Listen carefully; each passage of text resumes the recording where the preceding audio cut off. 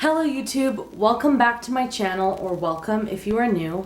My name is Melody Daniel Luna and I am the author of Aurora and Luna. Aurora and Luna is a new adult quest fantasy about a misfit princess who runs away from her castle home to join a rebel coven. It's the first book in the new character-driven high fantasy epic, the Sun and Moon Saga. And you can pick up your copy by clicking the link below. But in today's video, I am going to introduce you to my characters.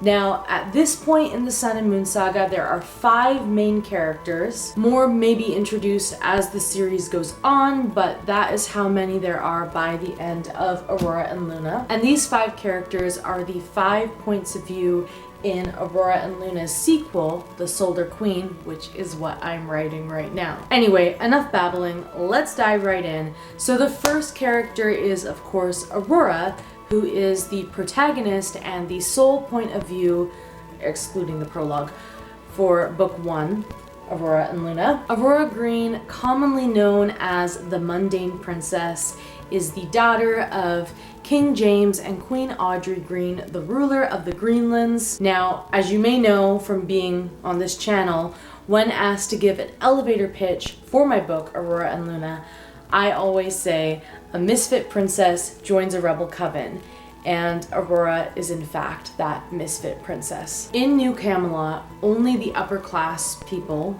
Tolkien's I call them, have the right to practice magic, the nobles being mages, and the royalty being one step above that, sorcerers and sorceresses. But Aurora is born without any powers, seemingly anyway, which causes her to be infamously known as the Mundane Princess, because in my world, mundane means without magic. Okay, I'm not gonna lie, Aurora is a little bit of a self-insert character, and I know in the writing community that that is frowned upon. But this is my first book, and writing a self-insert is understandably just what felt natural to write. I have written other books since writing this book, so I've gone back and edited it many times. So this isn't just my first book raw without serious revision and editing. I took the experience that I learned in writing the 4 other books that I wrote after writing this book, but before publishing it.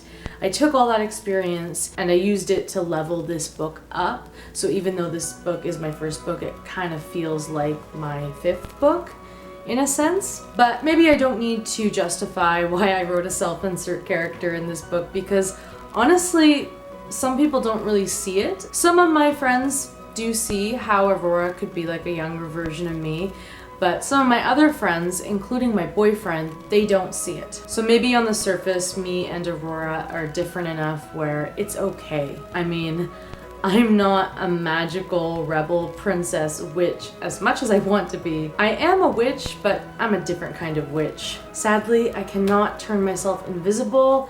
Oh, how I would love to be able to do that at least 13 times a week. For context, that is one of Aurora's special powers. She's able to turn herself invisible. Also, I should just say right now, there will be mild, maybe even moderate spoilers for Aurora and Luna in this vlog. So if you're already sold on reading the book and you just haven't gotten around to it yet, maybe save this video for later. It could be a fun one to watch after you've already read it, or if you haven't yet read it and you don't know if you want to read it yet, hopefully it entices you to pick up your copy. But I digress. When I've said that Aurora is a self-insert character, upon further reflection, what I think I meant by this is that Aurora's core personal struggle very much mirrors my own core personal struggle. I really wrote my own core personal struggle into Aurora's character and into her character arc. To put it bluntly, I struggle to fit in, or at least feel like I fit in. I've always struggled with that. We don't have time to get into all that here. This is not therapy. Although honestly, vlogging for me is kind of like a form of therapy. But we don't have time to get into all that here. I've just always felt like I've struggled to fit in with people and society and the world. I've always felt like an outsider, like a misfit. The first act of Aurora and Luna is called The Misfit Princess. I've always felt much more at home outside, in the natural world, in nature, out in the woods. There's a reason why I go hiking every single weekend. I wrote that struggle into Aurora. She doesn't feel like she fits into the monarchy at all, and she doesn't even necessarily feel like she fits in perfectly with the rebel coven, even though that is a better fit than the monarchy. It's still not quite the perfect fit. She just always feels like she's not quite in that right perfect place for her. And she feels much more connected with nature and the Greenlandian forest. And she very much just wants to escape into the Greenlandian forest and hide from the world and its problems. So yeah, we share very similar core personal struggles. And personally, I do feel like that strengthens the book, even though it is a little bit of a self-insert, and even though writing self-inserts is not really something you're supposed to do. Common writing advice always advises against it, but sometimes I think common writing advice needs to be ignored. Not always, and maybe not even most of the time, but I think I wrote a better book because I wrote what I know. And they say, write what you know. Aurora's internal psychology of being a misfit, that is something that I know all too well. And like many of my readers have told me, because Aurora's inner struggle, her inner world, her psychology, because that's so fleshed out, that gives the reader something to latch themselves onto, and that makes for a more pleasant and easy reading experience. And it makes what is otherwise a high epic fantasy story much more relatable and digestible. Now, the next character I'm going to introduce you to is Zale Castaway. Now, Zale Castaway is an illegal rebel warlock, and not just a member of the Lunar Coven, but a Lunar Knight, which in the Lunar Coven is a big honor and responsibility. But Zale can handle that level of responsibility. He is incredibly hardworking and incredibly disciplined. He's very loyal to his cause, and he's very loyal to his coven and its leader, Zelena, and ultimately the Lunar Revolution. In fact, he is so loyal that at times he can be a bit stubborn. What? Stubborn? No, I'm not!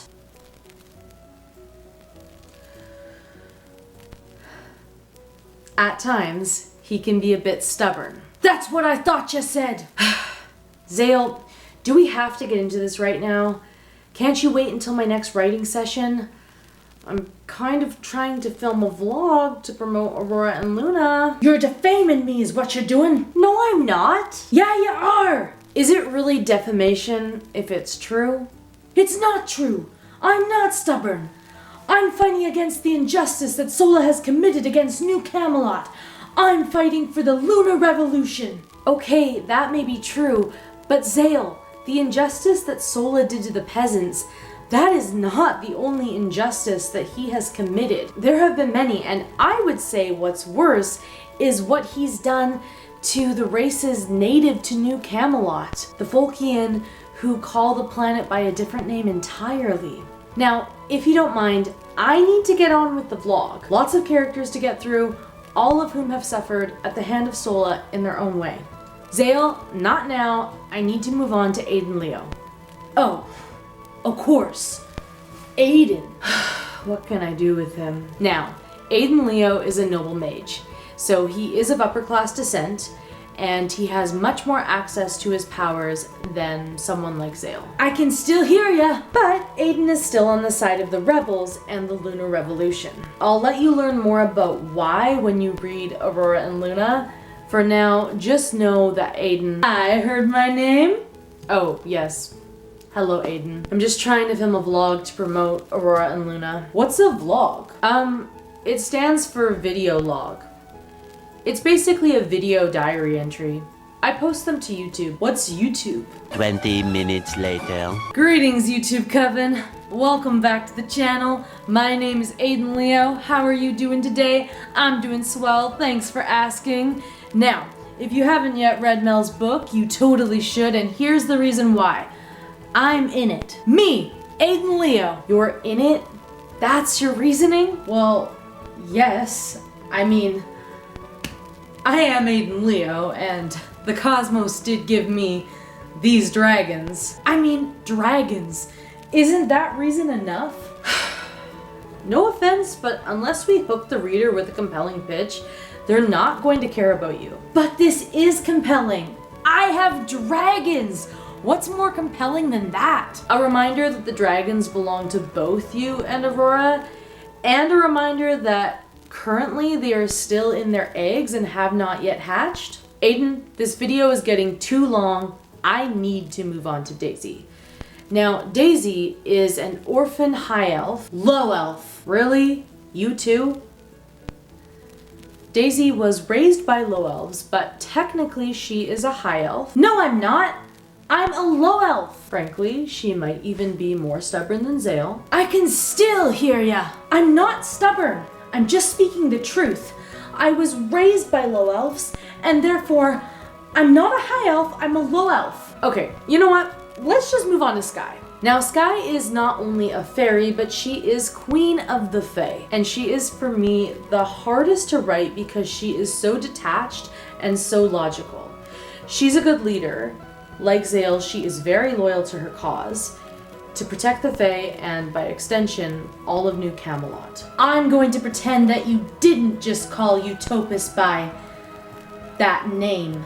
Now, Melody, I must ask, what is it that you are doing? For the last time, I am filming a vlog to promote Aurora and Luna. So in essence, you are sharing Utopus with more Earthlings? Yes, that is the general idea. Now, the algorithm and the overabundance of things demanding our attention, as well as people's lack of free time and their shortened attention spans, all of that might get in my way, but yes, sharing Aurora and Luna and the Sun and Moon Saga with more Earthlings, that is my goal. Have you thought this through, Earthling?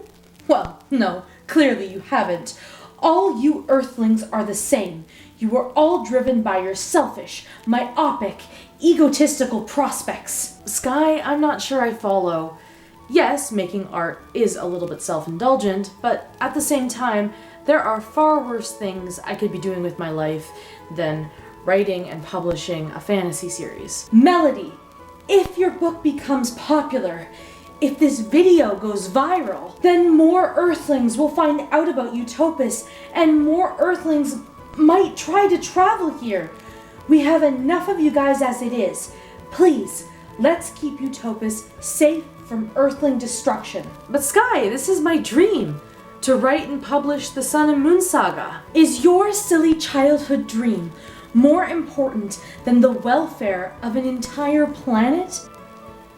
Well, apparently yes, otherwise I never would have written the history the way I did.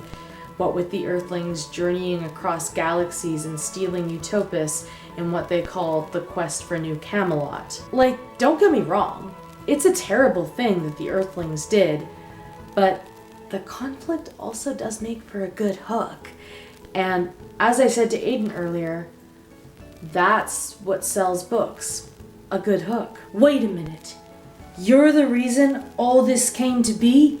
You're the reason for the solar revolution? You're the reason of what became of my grandparents? And you're the reason for what became of my parents? Of course she is. She wrote it all. We don't even really exist. We're just figments of her imagination.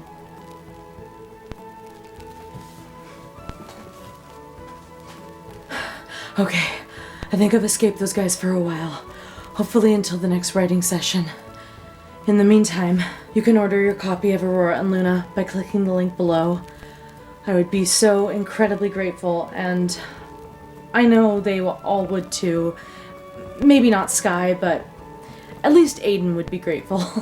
I am going to read you another review of Aurora and Luna, just as I have been doing in the previous vlogs. This one says, MD Luna's Aurora and Luna, the Sun and Moon Saga #1, brings both a fresh and familiar take to the fantasy genre. If you enjoy the adventure of Harry Potter, the medieval setting of Game of Thrones, and the dystopian rebellion and romantic drama of the Hunger Games, you will find many things to enjoy in this story. The world of New Camelot amalgamates the elements that made the aforementioned franchises engaging and memorable, yet spins them into a world of its own.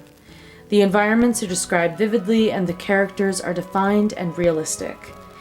If you enjoy the fantasy genre or any of the franchises I mentioned above, I highly recommend you read Aurora and Luna. Thank you so much for that lovely review.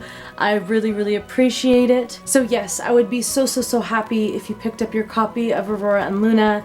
If you're still not fully sold on the book yet, then please sign up for my free newsletter, because when you do, in your inbox, you will receive The Misfit Princess, which is Act 1 of Aurora and Luna, completely for free, so you'll be able to read the first act of Aurora and Luna totally for free and see if it's right for you before making the purchase. I really hope you enjoyed meeting the characters who live rent-free in my head whenever I am at my day job or going about the mundane day-to-day tasks of daily life. These people are always in my head. They're always haunting me. They're always talking to me and begging me to tell their stories, despite what Queen Skye told you in this vlog. They're always pestering me, and they'll never leave me alone. I hope you enjoyed meeting them, and if you did, then please give the video a thumbs up and click the subscribe button for me. I am putting out a video every single week right now to promote Aurora and Luna, and I would just love to have you here on the channel. I talk about my books and my art, but I also talk about just geeky stuff that I love, books and video games and things like that. As always, thank you so much to the members of the Lunar Coven. The Lunar Coven is my Patreon and my Substack. It's the same content on both. You just choose your preferred platform, and it is a wonderful way to support all of the creative work that I do, from the YouTube channel to the books to the music, to the illustration. So once again, thank you so much to the members in the Lunar Coven. And if you would like to support my work, then please consider becoming a member. And I think that about wraps this video up. I'm gonna stay here in my bedroom, hiding from those 4 characters who are all so very mad at me right now. Here's the thing about being a writer. We're kind of sadists. We like to play God, and we like to watch our characters scream. At least I do. Once very early into my writing journey, I heard the advice that whatever the thing that your character would want to have happen to them the least is the very thing that should happen to them. And honestly, I don't think that advice is universal for all writers. There's many different kinds of stories you can tell, but that is advice that I do employ while writing the Sun and Moon Saga and while creating these characters. But I have been babbling on long enough, so yeah, thank you again for watching this video, and I will talk to you in the next one. Until next time, order your copy of Aurora and Luna, and stay cozy.